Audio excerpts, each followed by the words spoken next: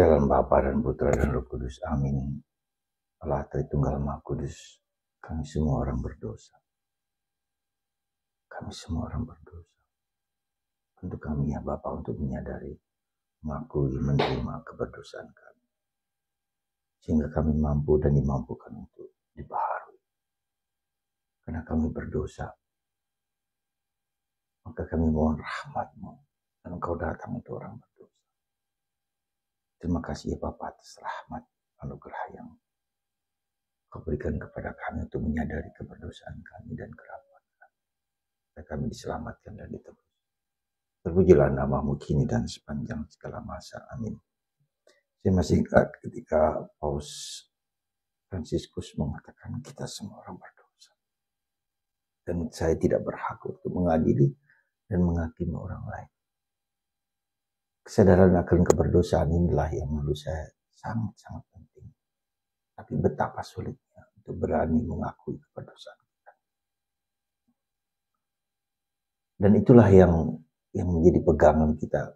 Hanya orang yang berdosa yang mau diselamatkan, ditebus, dibebaskan. Dan kapan kita mengalami, menyadari keberdosaan dan mengakui keberdosaan kita di hadapan Tuhan. Sekali lagi para saudara, mari kita menyadari keberdosaan dan kerapuan kita. Ketidakberdayaan kita. Kekurangan, keterbatasan kita. Hanya karena dengan demikianlah kita bisa diselamatkan dan ditebus. Jika kita tidak menyadari bahwa kita berdosa, maka kita tidak bisa mengalami rahmat pengampunan, rahmat keberdosaan, rahmat keselamatan. Dan Yesus mengatakan, aku datang untuk orang berdosa, bukan untuk orang yang baik.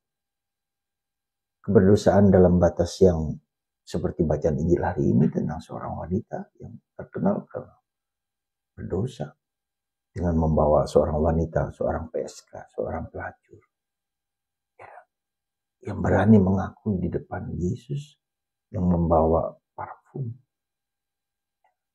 Dan dia terkenal dan dia berani mengakui. Luar biasa menurut saya. Di saat sekarang ini di mana orang sulit sekali mengakui keberdosaannya. Sulit di zaman kita yang sekarang ini berani mengakui keberdosaan. Bukannya gampang, bukan. Padahal ini merupakan awal dari semua pengalaman akan keberdosaan. Lalu bagaimana kita bisa mengatasi itu? Saya ingat akan apa yang selalu ini saya coba lakukan, jalankan adalah, ya Bapa, kasihlah aku orang berdosa. Tuhan Yesus, kasihlah aku orang berdosa. Seruan yang kita sebut seorang doa Yesus. Ya. Yesus, kasihlah aku orang berdosa. Yesus, kasihlah aku orang berdosa. Maka seringkali saya menggunakan rosario ini sebagai sarana saya untuk berdoa, untuk mengakui keberdosaan dan kerapuan. Ya. Saya masih selalu ingatkan kita semua, Yesus kasihlah aku orang doa rosario ini. Rosario ini bukan hanya doa rosario, tapi biji-biji rosario ini menjadi sarana saya untuk berani mengakui Tuhan Yesus kasihlah aku orang berdosa. Tuhan Yesus kasihlah aku orang berdosa. Tuhan Yesus. Dan inilah yang membuat kita menjadi lebih rendah. Ungkapan doa singkat, doa yang sangat powerful ini membuat kita menjadi lebih rendah, membuat kita menjadi manusia yang rapuh, manusia yang berdosa, manusia yang Tuhan Yesus. Ketika kita tidak bisa menggunakan atau tetap menggunakan doa rosario, tetapi doa singkat ini, Tuhan Yesus kasihlah aku orang berdosa, Tuhan Yesus kasihlah aku orang berdosa, inilah yang membuat kita terdorong, terbawa untuk menyatakan keberdosaan dan kerapuan. Para saudara, semoga Anda dan saya dan kita berani mengakui keberdosaan kita. Ya. Supaya kita bertobat. Supaya kita diselamatkan, supaya kita ditebus. Tuhan Yesus kasih.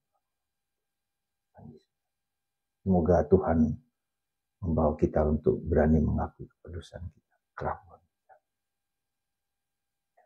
Dengan demikian Tuhan menyelamatkan dan menebus kita. Menjadi manusia yang mau diselamatkan. yang dengan rendah hati mengaku berdosa. Tuhan memberkati Anda dan memberkati kita semua, Tuhan Yesus.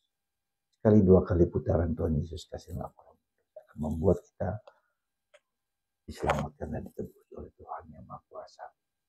Tuhan memberkati Anda semua, Bapa, Putra,